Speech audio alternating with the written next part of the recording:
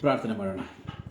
ಮತ್ತೊಂದು ಆವರ್ತಿ ಮುಂಜಾನೆಯ ಜಾವದಲ್ಲಿ ದೇವರ ಸನ್ನಿಧಾನದಲ್ಲಿ ದೇವರನ್ನು ಆರಾಧಿಸುವುದಕ್ಕೆ ಸರ್ವಶಕ್ತನಾದ ದೇವರು ನಮ್ಮ ಜೀವಿತದಲ್ಲಿ ಈ ಒಂದು ದಿನವನ್ನು ಕೊಟ್ಟಿದ್ದಕ್ಕಾಗಿ ನಾವು ದೇವರಿಗೆ ಸ್ತೋತ್ರವನ್ನು ಸಲ್ಲಿಸಿ, ಪ್ರತ್ಯೇಕವಾಗಿ ಈ ತಿಂಗಳಿನ ಕೊನೆಯ ದಿನ, ಈ ತಿಂಗಳಿನ ಕೊನೆಯ ಭಾನುವಾರ ದೇವರ ಸನ್ನಿಧಾನದಲ್ಲಿ ದೇವರನ್ನು ಆರಾಧಿಸುವುದಕ್ಕೆ ಸರ್ವಶಕ್ತನಾದ ದೇವರು ನಮ್ಮೆಲ್ಲರ ಜೀವಿತದಲ್ಲಿ ಈ ಒಂದು ಅವಕಾಶವನ್ನು ಕೊಟ್ಟಿದ್ದಾನೆ. ಬನ್ನಿರಿ, ಆತನ ನಾಮವನ್ನು ಆರಾಧಿಸಿ ಆತನಿಗೆ ಸಲ್ಲತಕ್ಕ ಮಹಿಮೆಯನ್ನು ನಾವು ಸಲ್ಲಿಸುವಂಥವರಾಗಿರುವ ಭೂಮಿ ಆಕಾಶವನ್ನು ಉಂಟು ಮಾಡಿರುವ ನಮ್ಮ ಪ್ರೀತಿಯ ತಂದೆಯಾದ ದೇವರೇ, ನಿಮ್ಮ ಪರಿಶುದ್ಧ ನಾಮಕ್ಕೆ ಸ್ತೋತ್ರ. ಮತ್ತು ದಾವರ್ತಿ ನಿಮ್ಮ ಸನ್ನಿಧಾನಕ್ಕೆ ನಾವು ಸೇರಿ ಬರ್ತಾ ಇದ್ದೇವೆ ಸ್ವಾಮಿ. ಈ ಮುಂಜಾನೆಯಲ್ಲಿ ಕರ್ತನೆ, ಹೌದು ಕರ್ತನೆ, ನಮ್ಮ ಜೀವಿತದಲ್ಲಿ ಮಾಡಿದಂತಹ ಪ್ರತಿಯೊಂದು ಉಪಕಾರಗಳಿಗಾಗಿ ಕೃತಜ್ಞತೆಯಿಂದ ಸ್ತೋತ್ರ ಸಲ್ಲಿಸುವುದಕ್ಕೆ, ನಮ್ಮ ಜೀವಿತದಲ್ಲಿ ಕೊಟ್ಟಂಥ ಅವಕಾಶಕ್ಕಾಗಿ ಸ್ತೋತ್ರ. ಹೌದು ಕರ್ತನೆ, ಎಲ್ಲ ಘನ ಮಾನ ಸ್ತುತಿಗಳಿಗೆ ಯೋಗ್ಯನಾದ ನಿನ್ನನ್ನು ಕರ್ತನೆ, ಮತ್ತು ದಾವರ್ತಿ ಪೂರ್ಣ ಹೃದಯದಿಂದ, ಪೂರ್ಣ ಪ್ರಾಣದಿಂದ, ಪೂರ್ಣ ಬುದ್ಧಿಯಿಂದ, ಪೂರ್ಣ ಶಕ್ತಿಯಿಂದ ನಿಮ್ಮನ್ನು ಆರಾಧಿಸುವುದಕ್ಕೆ ನಮ್ಮನ್ನು ಪ್ರಾಪ್ತರನ್ನಾಗಿ ಮಾರ್ಪಡಿಸಿ ಎಂಬುದಾಗಿ ನಾವು ಪ್ರಾರ್ಥಿಸುವಂತರಾಗಿದ್ದೇವೆ. ಈ ಆರಾಧನೆಯ ಹಾದಿಯಿಂದ ಅಂತ್ಯದವರೆಗೆ ದೇವರ ಸಾನ್ನಿಧ್ಯ ನಮ್ಮ ಸಂಗಡ ಇರಲಿ. ಇಂದಿನ ಆರಾಧನೆಯನ್ನು ಕರ್ತನೆ ತಂದೆ, ಮಗ, ಪವಿತ್ರ ಆತ್ಮನ ನಾಮದಲ್ಲಿ ಆರಂಭಿಸುತ್ತೇವೆ. ತ್ರಿಯೇಕ ದೇವರ ಸಾನ್ನಿಧ್ಯ ಈ ಆರಾಧನೆಯ ಆರಂಭದಿಂದ ಅಂತ್ಯದವರೆಗೆ ನಮ್ಮ ಮಧ್ಯದಲ್ಲಿ ನೆಲೆಗೊಂಡಿರಲಿ ಎಂಬುದಾಗಿ ನಾವು ಪ್ರಾರ್ಥಿಸ್ತಾ ಇದ್ದೇವೆ. ಹೌದು ಕರ್ತನೆ, ಈ ಮುಂಜಾನೆಯಲ್ಲಿ ಕರ್ತನೆ, ಈ ಒಂದು ಮಾಧ್ಯಮದ ಮೂಲಕ ನಿಮ್ಮನ್ನು ಆರಾಧಿಸುವಂತಹ ಪ್ರತಿಯೊಬ್ಬರನ್ನ ನಿಮ್ಮ ಕರಗಳಿಗೆ ಸಮರ್ಪಿಸ್ತಾ ಇದ್ದೇವೆ. ಪ್ರತಿಯೊಬ್ಬರನ್ನ ಆಶೀರ್ವದಿಸು.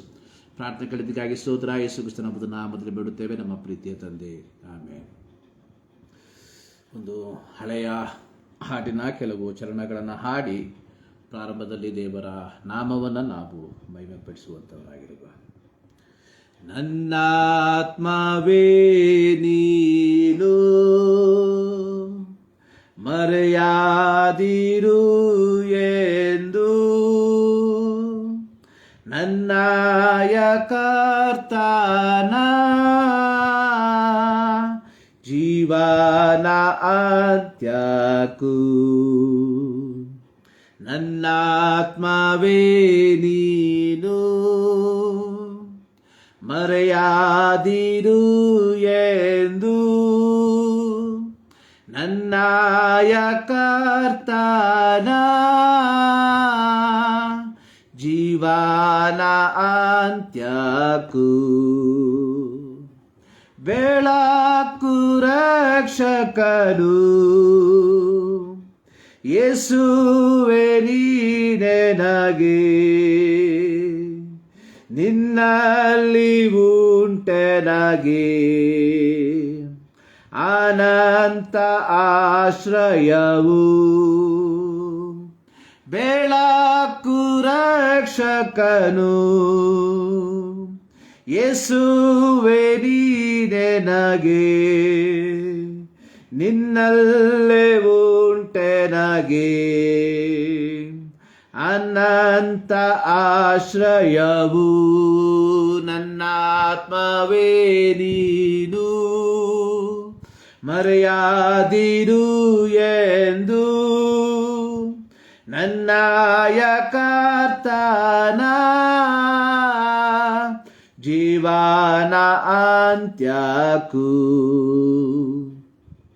ನನ್ನಾಲೋಚನೆಯು ಶಾಶ್ವತವಾದದು,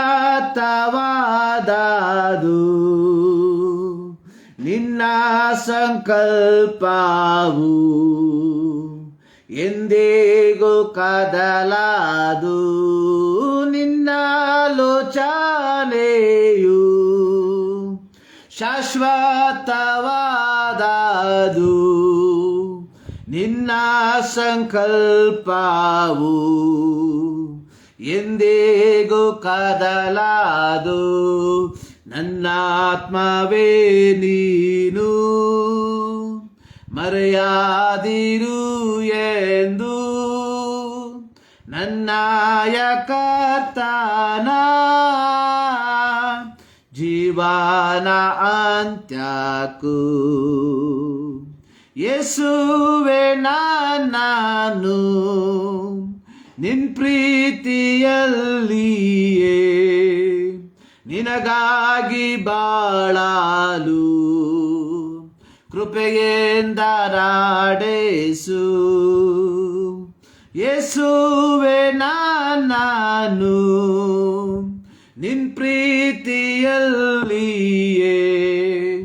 ನಿನಗಾಗಿ ಬಾಳಲು ಕೃಪೆಯಿಂದ ನಾಡಿಸು ನನ್ನ ಆತ್ಮವೇ ನೀನು ಮರೆಯಾದಿರು ಎಂದು ನನ್ನಯ ಕರ್ತನ ಜೀವನ ಅಂತ್ಯಕ್ಕೂ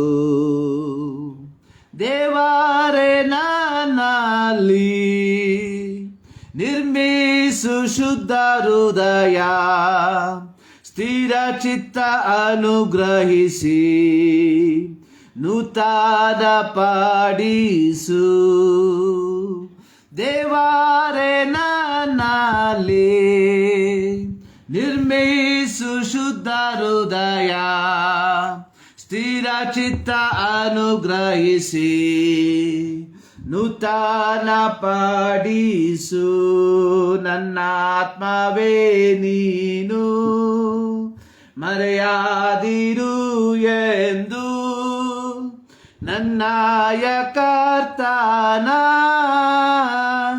ಜೀವನ ಅಂತ್ಯಕ್ಕೂ ನನ್ನ ಆತ್ಮವೇ ನೀನು ಮರೆಯಾದಿರು ಎಂದು ನನ್ನಯ ಕರ್ತನ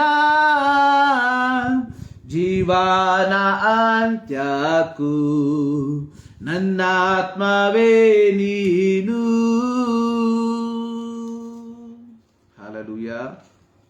ನನ್ನಾತ್ಮವೇ ನೀನು ಮರೆಯದಿರು ಎಂದು ನನ್ನಯ ಕರ್ತನ ಜೀವನ ಅಂತ್ಯಕ್ಕೂ.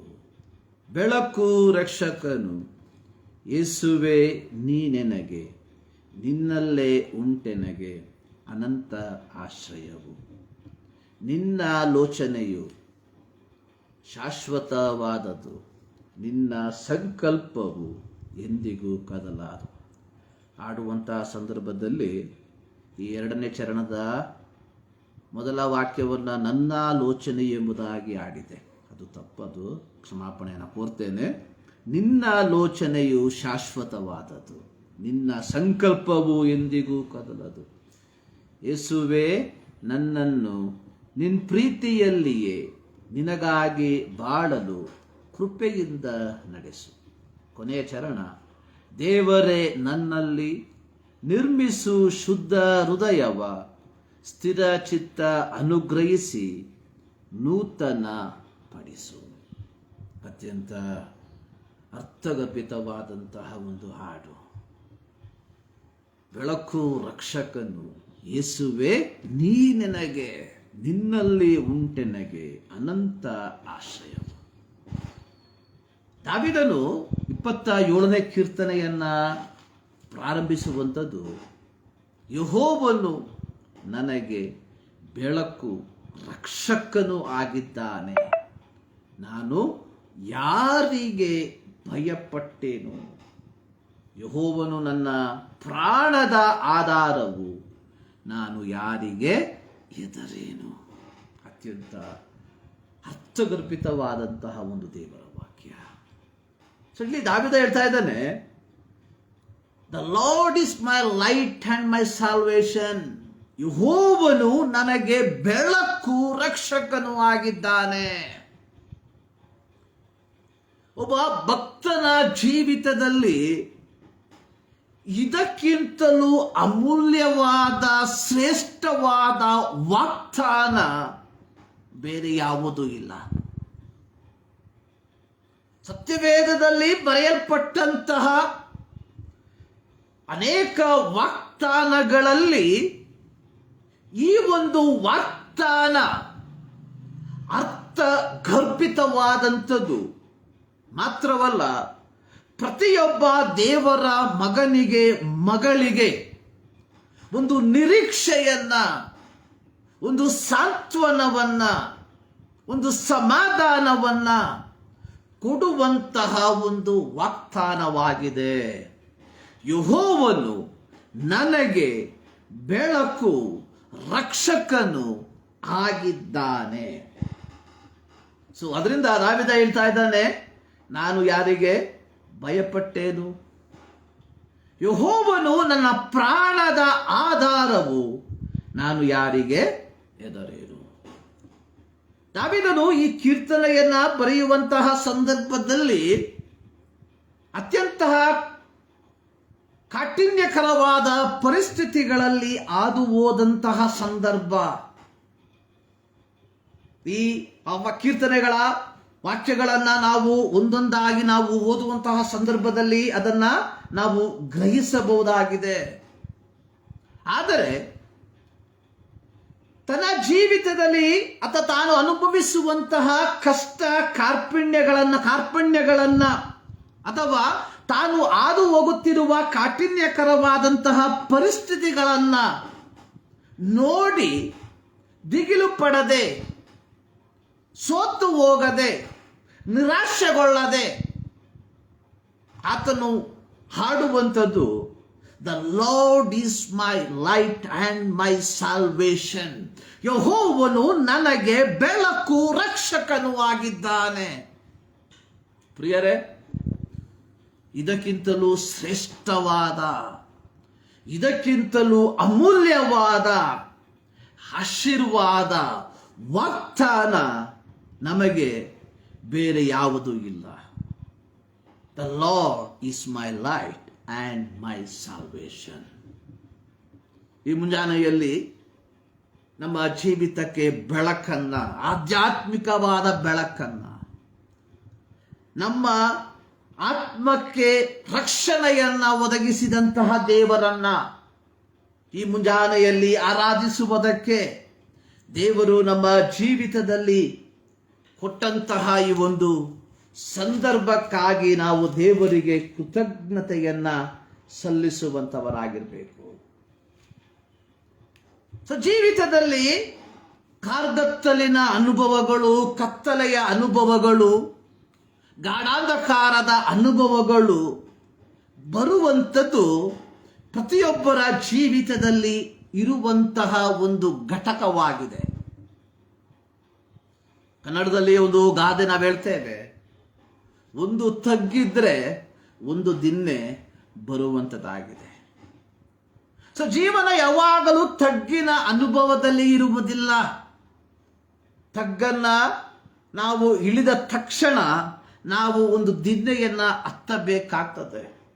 ಹಾಗೆಯೇ ಜೀವಿತದಲ್ಲಿ ಪ್ರತಿಕೂಲಗಳು, ಪ್ರಯಾಸಗಳು ಬರುವಂಥದ್ದಾಗಿದೆ. ಯಾವಾಗಲೂ ಜೀವಿತದಲ್ಲಿ ಸಮೃದ್ಧಿಯ ಅನುಭವಗಳನ್ನು ನಾವು ಹೊಂದಿಕೊಳ್ಳುವುದಕ್ಕೆ ಸಾಧ್ಯವಿಲ್ಲ. ದೇವರ ವಾಕ್ಯದಲ್ಲಿ ನಾವು ನೋಡುತ್ತೇವೆ, ಯೇಸು ಸ್ವಾಮಿ 5 ರೊಟ್ಟಿ 2 ಮೀನುಗಳನ್ನ 5,000 ಜನರಿಗೆ ಹಂಚಿ ತದನಂತರವಾಗಿ ತನ್ನ ಶಿಷ್ಯರಿಗೆ ಈ ಅದ್ಭುತವನ್ನ ಕಂಡಂತಹ ಶಿಷ್ಯರು ಬಹಳ ಸಂತೋಷ ಭರಿತರಾಗಿ ಇರುವಂತಹ ಸಂದರ್ಭದಲ್ಲಿ ಯೇಸು ಸ್ವಾಮಿ ಹೇಳ್ತಾರೆ, ನೀವು ಆಚೆ ದಡಕ್ಕೆ ಹೋಗ್ರಿ. ಆಚೆ ದಡಕ್ಕೆ ಹೋಗುವಂತಹ ಸಂದರ್ಭದಲ್ಲಿ ತೆರೆಗಳು ಬಿರುಗಾಳಿಯು ಬೀಸಿ ಅವರು ಸಂಚರಿಸುತ್ತಿದ್ದಂತಹ ದೋಣಿ ಮುಳುಗುವ ಪರಿಸ್ಥಿತಿಗೆ ಬಂದಿತು. ಆದರೆ ಕರ್ತನು ಅವರ ಸಂಗಡ ಇದ್ದದರ ಫಲವಾಗಿ ಅಲ್ಲಿ ಅವರು ಮುಳುಗಿ ಹೋಗದೆ ಅವರು ಹೋಗಬೇಕಾದಂತಹ ಮೇರೆಯನ್ನ ತಲುಪಿದ್ರು. ನಮ್ಮ ಜೀವಿತದಲ್ಲಿ ಈ ಅನುಭವಗಳು ಅಂದ್ರೆ ಕಷ್ಟದ ಅನುಭವಗಳು, ಸಂತೋಷದ ಅನುಭವಗಳು ಬರುವಂತದಾಗಿರ್ತದೆ. ಆದರೆ ಇವುಗಳ ಮಧ್ಯದಲ್ಲಿ ನಮ್ಮ ಮನಸ್ಥಿತಿ ಹೇಗಿರುತ್ತದೆ ಎಂಬುವಂಥದ್ದು ಬಹಳ ಪ್ರಾಮುಖ್ಯ. ಇಲ್ಲಿ ದಾವೀದನು ಆಡುವಂಥದ್ದು, ಯೆಹೋವನು ನನಗೆ ಬೆಳಕು, ರಕ್ಷಕನು ಆಗಿದ್ದಾನೆ.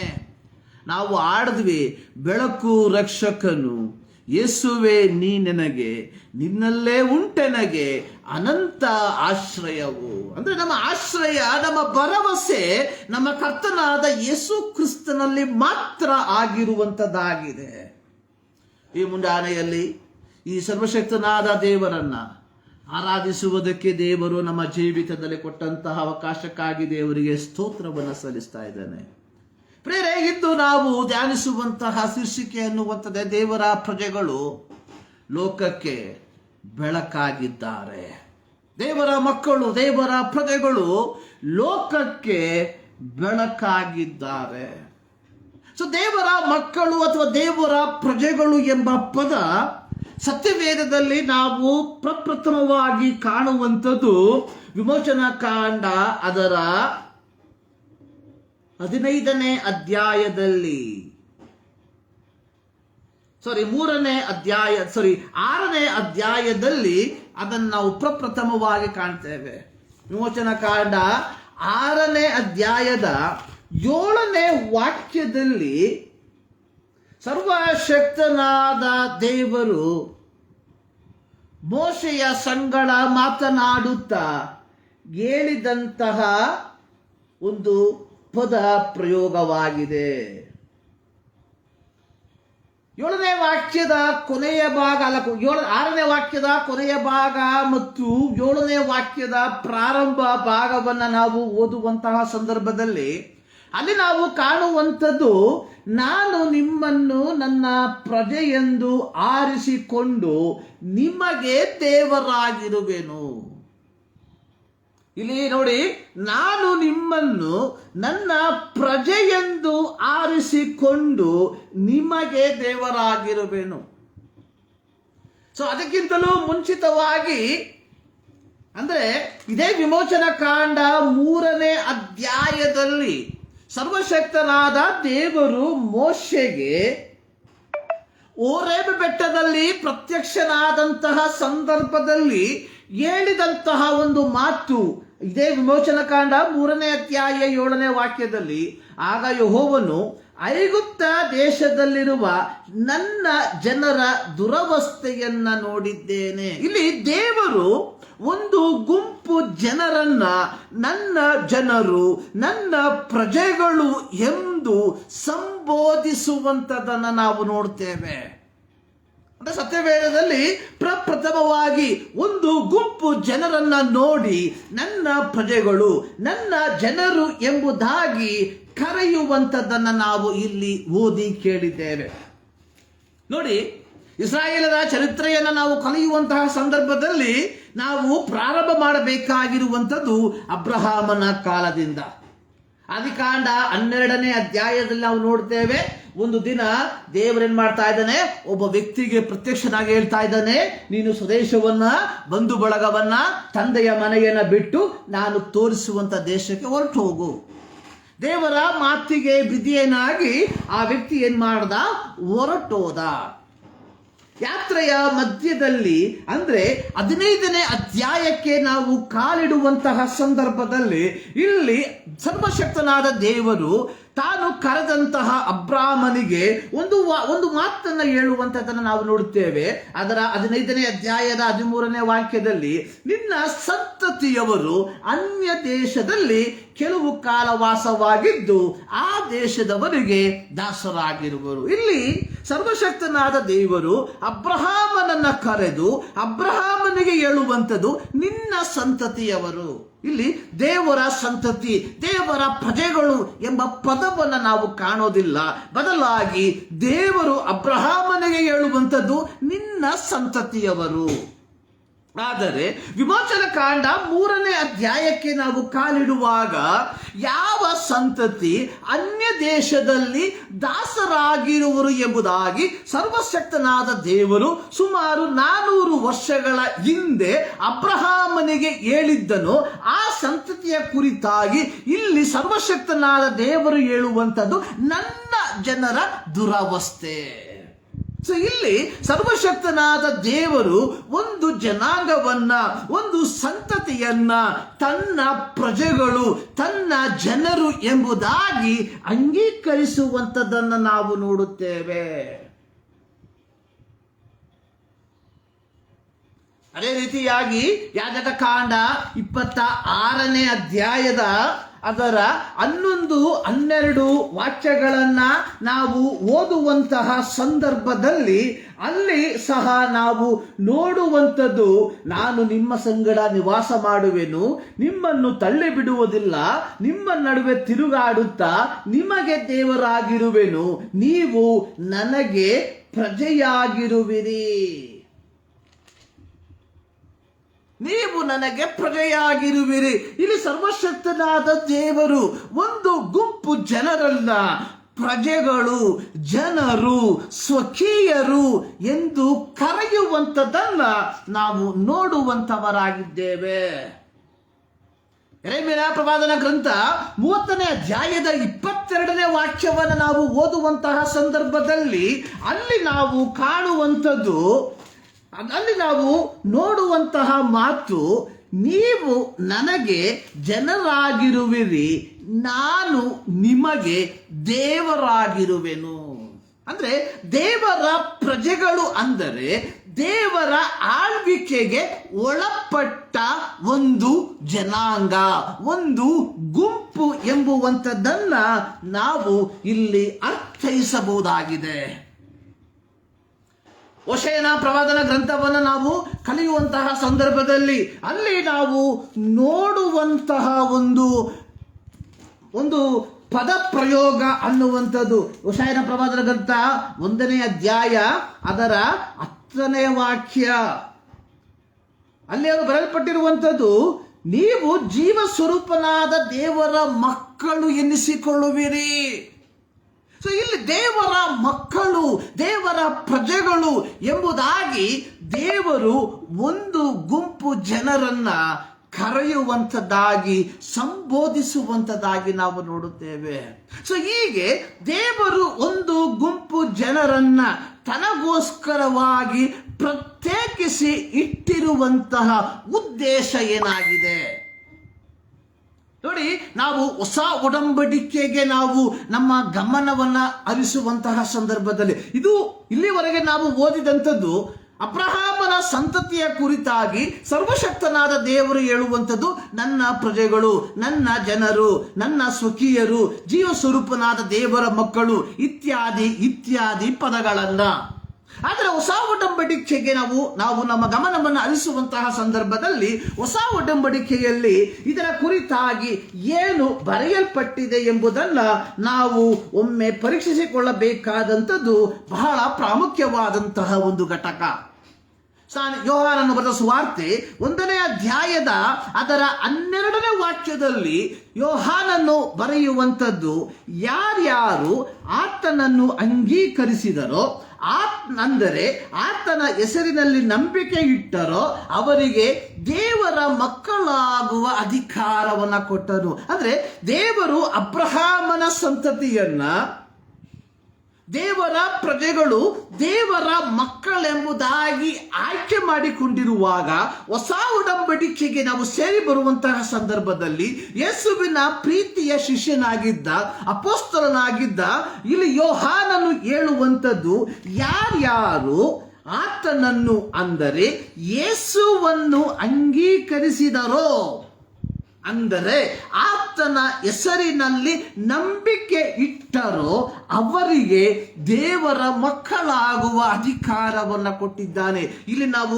ಗಮನಿಸಬೇಕಾದ ಒಂದು ಸತ್ಯ, ಒಂದು ಅಬ್ರಹಾಮನ ಸಂತತಿಯನ್ನ ದೇವರು ತನ್ನ ಪ್ರಜೆಗಳು, ತನ್ನ ಮಕ್ಕಳು ಎಂಬುದಾಗಿ ಹಳೆಯ ಒಡಂಬಡಿಕೆಯಲ್ಲಿ ಅವರನ್ನ ಕರೆದು ಬೇರ್ಪಡಿಸಿರುವಾಗ ಹೊಸ ಒಡಂಬಡಿಕೆಗೆ ನಾವು ಕಾಲಿಡುವಂತಹ ಸಂದರ್ಭದಲ್ಲಿ ಇಲ್ಲಿ ಸರ್ವಶಕ್ತನಾದ ದೇವರು ಯೋಹಾನನ ಮೂಲಕವಾಗಿ ನಮಗೆ ಕೊಡುವಂತಹ ಒಂದು ವಾಗ್ದಾನ ವಚನ ಅನ್ನುವಂಥದ್ದು, ಯಾರ್ಯಾರು ಆತನನ್ನ ಅಂಗೀಕರಿಸಿದರೋ, ಅಂದರೆ ಆತನ ಹೆಸರಿನಲ್ಲಿ ನಂಬಿಕೆ ಇಟ್ಟರು ಅವರಿಗೆ ದೇವರ ಮಕ್ಕಳಾಗುವ ಅಧಿಕಾರವನ್ನ ಕೊಟ್ಟಿದ್ದಾನೆ. ಅಂದ್ರೆ ಈಗ ನಾವು ಯಾರಾಗಿದ್ದೇವೆ? ದೇವರ ಮಕ್ಕಳಾಗಿದ್ದೇವೆ. ಸೊ ಇಲ್ಲಿಗೆ ನಿಲ್ತಾ ಇಲ್ಲ. ಇದೇ ಯೋಹಾನನು ಪತ್ರಿಕೆಯನ್ನ ಬರೆಯುವಂತಹ ಸಂದರ್ಭದಲ್ಲಿ ಆತನು ಬರೆದಿರುವಂತಹ ಪದಗಳನ್ನು ನಾವು ಒಮ್ಮೆ ಗಮನಿಸಬೇಕಾದಂಥದ್ದು ಬಹಳ ಪ್ರಾಮುಖ್ಯ. 1 ಯೋಹಾನ 3ನೇ ಅಧ್ಯಾಯ ಅದರ 1ನೇ ವಾಕ್ಯದಲ್ಲಿ ದೇವರ ಮಕ್ಕಳೆಂಬ ಹೆಸರನ್ನು ನಮಗೆ ಕೊಡುವುದರಲ್ಲಿ ತಂದೆಯು ಎಂಥ ಪ್ರೀತಿಯನ್ನ ನಮ್ಮ ಮೇಲೆ ಇಟ್ಟಿದ್ದಾರೆ ನೋಡಿರಿ, ನಾವು ಆತನ ಮಕ್ಕಳಾಗಿದ್ದೇವೆ. ನೋಡಿ, ಇಲ್ಲಿ ಹೊಸ ಒಡಂಬಡಿಕೆಯ ಅಂದರೆ ಯೇಸು ಕ್ರಿಸ್ತನ ರಕ್ತದ ಮೂಲಕ ಪಾಪ ಕ್ಷಮಾಪಣೆಯನ್ನ ಪಡೆದುಕೊಂಡು ಒಂದು ಪವಿತ್ರವಾದ ಜೀವಿತವನ್ನ ಜೀವಿಸುವಂತಹ ಪ್ರತಿ ದೇವರ ಮಕ್ಕಳಿಗೆ ದೇವರು ಕೊಟ್ಟಿರುವಂತಹ ಪದವಿ ದೇವರ ಮಕ್ಕಳೆಂಬ ಪದವಿ. So now we are the children of God. ನಾವು ಈಗ ದೇವರ ಮಕ್ಕಳಾಗಿದ್ದೇವೆ. ಸೊ ಯಾವ ರೀತಿಯಾಗಿ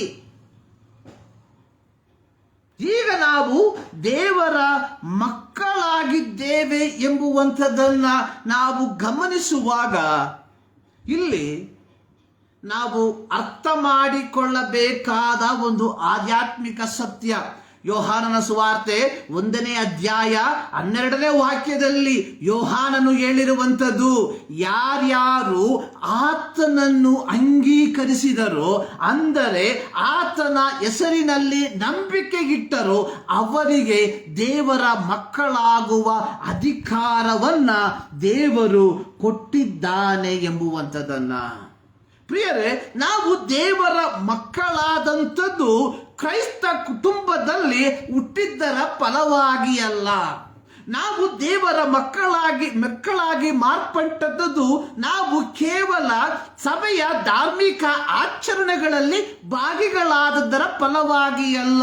ನಾವು ದೇವರ ಮಕ್ಕಳಾಗಿ ಮಾರ್ಪಟ್ಟದ್ದು ಆತನ ಹೆಸರಿನಲ್ಲಿ ನಂಬಿಕೆ ಇಟ್ಟು ನಮ್ಮ ಜೀವಿತವನ್ನ ದೈವಿಕವಾದ ಮಾರ್ಗದಲ್ಲಿ ನಡೆಸಿದ್ದರ ಫಲವಾಗಿ ನಾವು ದೇವರ ಮಕ್ಕಳಾಗಿದ್ದೇವೆ ಎಂಬುವಂಥದ್ದನ್ನ ನಾವು ಎಂದಿಗೂ ಮರೆಯಬಾರದು. ಯಾರು ದೇವರ ಮಕ್ಕಳು? ನೋಡಿ, ಹಳೆಯ ಒಡಂಬಡಿಕೆಯಲ್ಲಿ ನಾವು ನೋಡಿದ್ವಿ, ಅಬ್ರಹಾಮನ ಸಂತತಿಯನ್ನ ಸರ್ವಶಕ್ತನಾದ ಯೆಹೋವನು ಹೇಳುವಂಥದ್ದು, ನೀವು ನನ್ನ ಪ್ರಜೆಗಳು, ನೀವು ಜೀವಸ್ವರೂಪನಾದ ದೇವರ ಮಕ್ಕಳು, ನೀವು ನನ್ನ ಜನರಾಗಿರುವಿರಿ, ನಾನು ನಿಮಗೆ ದೇವರಾಗಿರುವೆನು, ನೀವು ನನಗೆ ಪ್ರಜೆಗಳಾಗಿರುವಿರಿ ಎಂಬುದಾಗಿ.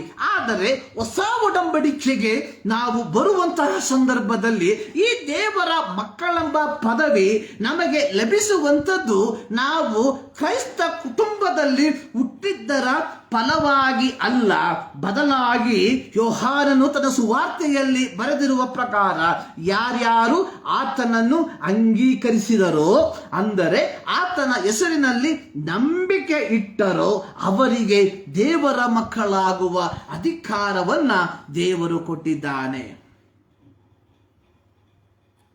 ಹೀಗೆ ದೇವರ ಮಕ್ಕಳಾಗಿರುವ ನಾವುಗಳು ನಮ್ಮ ಜೀವಿತವನ್ನ ಹೇಗೆ ನಿರ್ವಹಿಸಬೇಕು ಎಂಬುವಂಥದ್ದನ್ನ ಸತ್ಯವೇದದಲ್ಲಿ ಪೌಲನು ತನ್ನ ಪತ್ರಿಕೆಯ ಮೂಲಕ ತಿಳಿಸಿರುವಂಥದ್ದನ್ನ ನಾವು ನೋಡುತ್ತೇವೆ.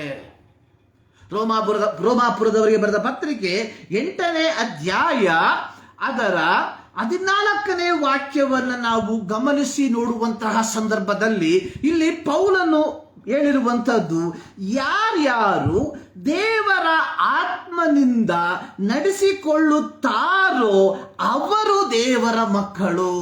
ನೋಡಿ, ಗಮನವಿಟ್ಟು ನೋಡಿ, ಯಾರ್ಯಾರು ದೇವರ ಆತ್ಮನಿಂದ ನಡೆಸಿಕೊಳ್ಳುತ್ತಾರೋ ಅವರು ದೇವರ ಮಕ್ಕಳು. ನೋಡಿ, ನಾವು ದೇವರ ಮಕ್ಕಳೆಂಬುದಕ್ಕೆ ಇದೇ ಅಧ್ಯಾಯದ 16ನೇ ವಾಕ್ಯದಲ್ಲಿ ಪೌಲನು ಹೇಳಿರುವಂಥದ್ದು, ನಾವು ದೇವರ ಮಕ್ಕಳಾಗಿದ್ದೇವೆಂಬುದಕ್ಕೆ ಪವಿತ್ರಾತ್ಮನೇ ನಮ್ಮ ಆತ್ಮದೊಂದಿಗೆ ಸಾಕ್ಷಿ ಹೇಳುತ್ತಾನೆ. ಅದು ಮಾತ್ರವಲ್ಲ, ಮಕ್ಕಳಾಗಿದ್ದರೆ ಬಾಧ್ಯಸ್ಥರಾಗಿದ್ದೇವೆ. ನೋಡಿ, ದೇವರ ಮಕ್ಕಳು, ದೇವರ ಪ್ರಜೆಗಳು, ಇದರ ಒಂದು ಅನುಭವ ಏನೆಂಬುವಂಥದ್ದನ್ನ ನಾವು ಅರ್ಥೈಸಬೇಕಾಗಿರುವಂಥದ್ದು ಬಹಳ ಪ್ರಾಮುಖ್ಯ. ನೋಡಿ, ಹಳೆಯ ಒಡಂಬಡಿಕೆಗೆ ನಮ್ಮ ಗಮನವನ್ನು ನಾವು ಹರಿಸುವಂತಹ ಸಂದರ್ಭದಲ್ಲಿ ನಾವು ಅಲ್ಲಿ ಕಾಣುವಂತಹ ಒಂದು ಮಾತು, ದೇವರು ಅಬ್ರಹಾಮನ ಸಂತತಿಯನ್ನ ಅಥವಾ ದೇವರು ಅಬ್ರಹಾಮನ ಮೂಲಕ ಅಥವಾ ಯಾಕೋಬನ ಮೂಲಕ ತನಗೆ ಉಂಟಾದಂತಹ ಆ ಒಂದು ಜನಾಂಗವನ್ನ ಪ್ರತ್ಯೇಕವಾಗಿ ನಾವು ವಿಮೋಚನಾ ಕಾಂಡ ಪುಸ್ತಕವನ್ನ ನಾವು ಕಲಿಯುವಂತಹ ಸಂದರ್ಭದಲ್ಲಿ ನೋಡಿ, ಇಲ್ಲಿ ಆದಿಕಾಂಡ ಪುಸ್ತಕದಲ್ಲಿ ನಾವು ನೋಡಿದ್ವಿ, ನಿನ್ನ ಸಂತತಿಯ ದೇವರು ಅಬ್ರಹಾಮನಿಗೆ ಹೇಳುವಂಥದ್ದು, ನಿನ್ನ ಸಂತತಿಯವರು ಅನ್ಯ ದೇಶದಲ್ಲಿ ದಾಸರಾಗಿರ್ತಾರೆ ಎಂಬುದಾಗಿ. ಆದರೆ ವಿಮೋಚನಾ ಕಾಂಡ ಪುಸ್ತಕಕ್ಕೆ ನಾವು ಗಮನವನ್ನು ಹರಿಸುವಂತಹ ಸಂದರ್ಭದಲ್ಲಿ ಇಲ್ಲಿ 3ನೇ ಅಧ್ಯಾಯದಲ್ಲಿ ನಾವು ನೋಡಿದಂಥದ್ದು, ನನ್ನ ಪ್ರಜೆಗಳ ದುರವಸ್ಥೆಯನ್ನ ಕಂಡಿದ್ದೇನೆ. ಇಲ್ಲಿ ದೇವರು ಒಂದು ರೀತಿಯ ಒಂದು ಫಿಲ್ಟರ್ ಅನ್ನ ಮಾಡುವಂಥದ್ದಾಗಿ ನಾವು ನೋಡುತ್ತೇವೆ. ಕಾರಣ ನೋಡಿ, ವಿಮೋಚನಾ ಕಾಂಡ ಆದಿಕಾಂಡ ಪುಸ್ತಕವನ್ನು ನಾವು ಕಲಿಯುವಂತಹ ಸಂದರ್ಭದಲ್ಲಿ ಯಾಕೋಬನ 12 ಮಕ್ಕಳಲ್ಲಿ ಒಬ್ಬ ಮಗನಾಗಿದ್ದ ಯೋಸೇಫ. ಈ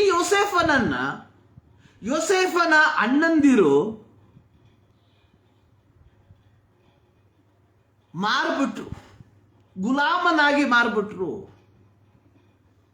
ಸೊ ಇವನ ತದನಂತರ ನಂತರವಾಗಿ ನಮಗೆ ಗೊತ್ತು, ದೊಡ್ಡ ಬರಗಾಲ ಬರ್ತಾ ಇದೆ. ಬರದ ಸಲುವಾಗಿ ಎಲ್ಲೂ ಆಹಾರ ಸಿಗ್ತಾ ಇಲ್ಲ. ಆಹಾರ ಸಿಕ್ಕುವಂಥದ್ದು ಕೇವಲ ಐಗುಪ್ತದಲ್ಲಿ ಮಾತ್ರ. ಈ ಕಾಲದಲ್ಲಿ ಯಾಕೋಬನ ಮಕ್ಕಳು ಈ ಯೋಸೇಫನನ್ನ ಮಾರಿದ್ರು, ಆ ಯೋಸೇಫ ಐಗುಪ್ತ ದೇಶದ ಅಧಿಕಾರಿ ಆಗಿದ್ದಾನೆ. ಸೊ ಯಾಕೋಬನ ಮಕ್ಕಳು ಆಹಾರವಿಲ್ಲದೆ ಇದೇ ಯೋಸೇಫನ ಬಳಿಗೆ ಆಹಾರಕ್ಕಾಗಿ ಬರುವಂಥದ್ದನ್ನು ನಾವು ನೋಡ್ತೇವೆ. ಸೊ ತದನಂತರವಾಗಿ ಯೋಸೇಫನು ತನ್ನನ್ನು ಪರಿಚಯ ಮಾಡ್ಕೊಳ್ತಾನೆ, ತನ್ನನ್ನು ತೋರ್ಪಡಿಸ್ಕೊಳ್ತಾನೆ. ತದನಂತರವಾಗಿ ಯಾಕೋಬನು ತನ್ನ ಪರಿವಾರದೊಂದಿಗೆ ಎಲ್ಲಿ ಬರ್ತಾ ಇದ್ದಾನೆ? ಐಗುಪ್ತ ದೇಶಕ್ಕೆ ಬರ್ತಾ ಇದ್ದಾನೆ. ಸೊ ಇಲ್ಲಿ 400 ವರ್ಷ ಅವ್ರು ಏನ್ ಮಾಡ್ತಾ ಇದ್ದಾರೆ? ಬದುಕ್ತಾ ಇದ್ದಾರೆ. ಸೊ ತದನಂತರವಾಗಿ ಸರ್ವಶಕ್ತನಾದ ದೇವರು ಹೇಳುವಂಥದ್ದು, ಇವರು ನನ್ನ ಪ್ರಜೆಗಳು, ಇವರು ನನ್ನ ಪ್ರಜೆಗಳು. ಇಲ್ಲಿ ಬಹಳ ಗಮನವಿಟ್ಟು ನಾವು ಅರ್ಥೈಸಬೇಕಾದಂತಹ ಒಂದು ಸಂಗತಿ. ಇಲ್ಲಿ ನಮ್ಮ ವಿಷಯ ಅನ್ನುವಂಥದ್ದು, ಸೊ ದೇವರು ಇವರನ್ನ ಕರೆದಂಥದ್ದು, ಇವರನ್ನ ಪ್ರತ್ಯೇಕಿಸಿದಂಥದ್ದು ಯಾತಕ್ಕೋಸ್ಕರವಾಗಿ? ಒಂದು ಆಶೀರ್ವಾದದ ನಿಧಿಯಾಗಿ ಮಾರ್ಪಡುವುದಕ್ಕೋಸ್ಕರವಾಗಿ. ನೋಡಿ, ಆದಿಕಾಂಡ ಪುಸ್ತಕ 12ನೇ ಅಧ್ಯಾಯದಲ್ಲಿ ದೇವರು ಅಬ್ರಹಾಮನನ್ನ ಕರೆಯುವಂತಹ ಸಂದರ್ಭದಲ್ಲಿ ಅಬ್ರಹಾಮನಿಗೆ ಮಾಡಿದ ವಾಗ್ದಾನಗಳಲ್ಲಿ ಕೆಲವು ವಾಗ್ದಾನಗಳನ್ನು ನಾವು ನೋಡುವಂಥದ್ದು. ಅದರ 2ನೇ ಅಧ್ಯಾಯ, ನೀನು ಆಶೀರ್ವಾದ ನಿಧಿಯಾಗುವಿ. ಅದು ದೇವರು ಅಬ್ರಹಾಮನ ಸಂತತಿಯನ್ನ ಭೂಲೋಕಕ್ಕೆ ಒಂದು ಆಶೀರ್ವಾದದ ನಿಧಿಯಾಗಿ ಇಟ್ಟಿರುವಂಥದ್ದು. ಎರಡನೇದಾಗಿ 3ನೇ ವಾಕ್ಯದ ಕೊನೆಯ ಭಾಗ, ನಿನ್ನ ಮೂಲಕ ಭೂಲೋಕದ ಎಲ್ಲ ಕುಲದವರಿಗೂ ಆಶೀರ್ವಾದ ಉಂಟಾಗುವುದು. ಅಂದ್ರೆ ದೇವರು ಈ ಒಂದು ಪ್ರತ್ಯೇಕವಾದ ಗುಂಪನ್ನ ಕರೆದು ಅಥವಾ ಪ್ರತ್ಯೇಕವಾದ ಈ ವ್ಯಕ್ತಿಯನ್ನ ಕರೆದದ್ದರ ಉದ್ದೇಶ ಅನ್ನುವಂಥದ್ದು ಈ ಸಂತತಿಯ ಮೂಲಕ ಭೂಲೋಕಕ್ಕೆ ಏನಾಗಬೇಕು? ಆಶೀರ್ವಾದ ಉಂಟಾಗಬೇಕೆಂಬ ಒಂದು ಉದ್ದೇಶದಿಂದ. ಈ ಒಂದು ಉದ್ದೇಶದಿಂದ ಸರ್ವಶಕ್ತನಾದ ದೇವರು ಏನ್ ಮಾಡ್ತಾ ಇದ್ದಾನೆ? ಈ ಜನರನ್ನ ಕರೆದಿರುವಂತದ್ದಾಗಿ ನಾವು ನೋಡುತ್ತೇವೆ. ನೋಡಿ, ದೇವರ ಪ್ರಜೆಗಳು. ಹೀಗೆ ದೇವರ ಪ್ರಜೆಗಳಾಗಿರುವಂತ ಇಸ್ರಾಯೇಲರು ಏನಾಗಿರ್ಬೇಕಾಯ್ತು? ಇಡೀ ಪ್ರಪಂಚಕ್ಕೆ ಒಂದು ಆಶೀರ್ವಾದದ ನಿಧಿಯಾಗಿ ಮಾರ್ಪಡಬೇಕಾಗಿತ್ತು. ಆದರೆ ಚರಿತ್ರೆಯನ್ನ ನಾವು ಕಲಿಯುವುದಾದರೆ ನಮಗೆ ಅರ್ಥವಾಗ್ತದೆ. So they become a ಕರ್ಸ್.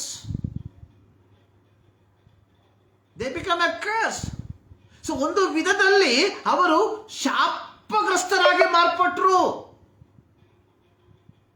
ಆದರೆ ಹೊಸ ಒಡಂಬಡಿಕೆಗೆ ನಾವು ಕಾಲಿಡುವಂತಹ ಸಂದರ್ಭದಲ್ಲಿ ನಾವು ನೋಡಿದ್ವಿ, ಯಾರ್ಯಾರು ಆತನನ್ನು ಅಂಗೀಕರಿಸಿದರೋ ಅಂದರೆ ಆತನ ಹೆಸರಿನಲ್ಲಿ ನಂಬಿಕೆ ಇಟ್ಟರೋ ಅವರಿಗೆ ದೇವರ ಮಕ್ಕಳಾಗುವ ಅಧಿಕಾರವನ್ನು ಕೊಟ್ಟಿದ್ದಾನೆ. ಈಗ ಯೇಸು ಕ್ರಿಸ್ತನ ಮೂಲಕ, ಯೇಸು ಕ್ರಿಸ್ತನ ಶಿಲುಬೆಯ ಮರಣದ ಮೂಲಕ ಪಾಪ ಕ್ಷಮಾಪಣೆಯನ್ನ ಪಡೆದುಕೊಂಡು ದೇವರ ಮಕ್ಕಳಾಗಿರುವ ನಾವುಗಳು ಈ ಲೋಕಕ್ಕೆ ಏನಾಗಿರಬೇಕು?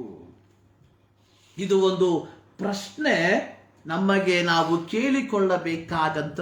ಕೇಳಿಕೊಳ್ಳಬೇಕಾಗಿರುವಂಥದ್ದು ಬಹಳ ಪ್ರಾಮುಖ್ಯ. ನೋಡಿ, ಯೇಸು ಸ್ವಾಮಿ ತನ್ನ ಐಹಿಕ ಸೇವೆಯ ಕಾಲದಲ್ಲಿ ಆತನು ಹೇಳಿದಂತಹ ಒಂದು ಮಾತು, ಮತ್ತಾಯನು ಬರೆದ ಸುವಾರ್ತೆ 5ನೇ ಅಧ್ಯಾಯ ಅದರ 13-14 ವಾಕ್ಯ. ಅಲ್ಲಿ ನಾವು ಕಾಣುವಂಥದ್ದು, ನೀವು ಭೂಮಿಗೆ ಉಪ್ಪಾಗಿದ್ದೀರಿ. ಉಪ್ಪು ಸಪ್ಪಗಾದರೆ ಅದಕ್ಕೆ ಇನ್ನಾತರಿಂದ ರುಚಿ ಬಂದಿತು, ಜನರು ಅದನ್ನು ಹೊರಗೆ ಹಾಕಿ ತುಳಿಯುವುದಕ್ಕೆ ಅದು ಯೋಗ್ಯವೇ ಹೊರತು ಮತ್ತಾವ ಕೆಲಸಕ್ಕೂ ಬಾರದು. ಸೊ 2, ನೀವು ಲೋಕಕ್ಕೆ ಬೆಳಕಾಗಿದ್ದೀರಿ.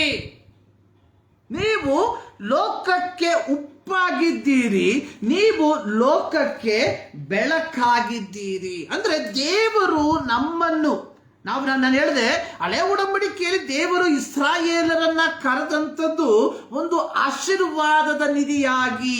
ದೇವರು ಹಳೆ ಒಡಂಬಡಿಕೆಯಲ್ಲಿ ಅಬ್ರಹಾಮನಿಗೆ ಕೊಟ್ಟಂತಹ ವಾಗ್ದಾನ, ನಿನ್ನ ಮೂಲಕ ಭೂಲೋಕದ ಎಲ್ಲ ಕುಲದವರಿಗೂ ಆಶೀರ್ವಾದ ಉಂಟಾಗುವುದು. ಅಂದ್ರೆ ದೇವರು ಉದ್ದೇಶಿಸಿರುವಂಥದ್ದು ಒಂದು ಸಮಾಧಾನಕರವಾದಂತಹ ಒಂದು ವಾತಾವರಣದ ಆಡಳಿತ. ಆದರೆ we know what happen the history, ಚರಿತ್ರೆಯಲ್ಲಿ ಏನು ನಡೀತು ಎಂಬುದಾಗಿ ನಮಗೆ ಗೊತ್ತು. ಆದರೆ ಹೊಸ ಒಡಂಬಡಿಕೆಯಲ್ಲಿ ಯೇಸು ಸ್ವಾಮಿ ತನ್ನ ಐಹಿಕ ಸೇವೆಯ ಕಾಲದಲ್ಲಿ ತನ್ನ ಬೋಧನೆಯನ್ನ ಕೇಳಿಸಿಕೊಳ್ಳುತ್ತಿದ್ದಂತಹ ತನ್ನ ಜನರಿಗೆ, ಅದಕ್ಕಿಂತಲೂ ಪ್ರತ್ಯೇಕವಾಗಿ ತಾನು ಆರಿಸಿಕೊಂಡಂತಹ ಶಿಷ್ಯರಿಗೆ ಹೇಳಿರುವಂತಹ ಒಂದು ಮಾತು, ನೀವು ಲೋಕಕ್ಕೆ ಏನಾಗಿದ್ದೀರಾ? ಉಪ್ಪಾಗಿದ್ದೀರಾ, ನೀವು ಲೋಕಕ್ಕೆ ಬೆಳಕಾಗಿದ್ದೀರಾ.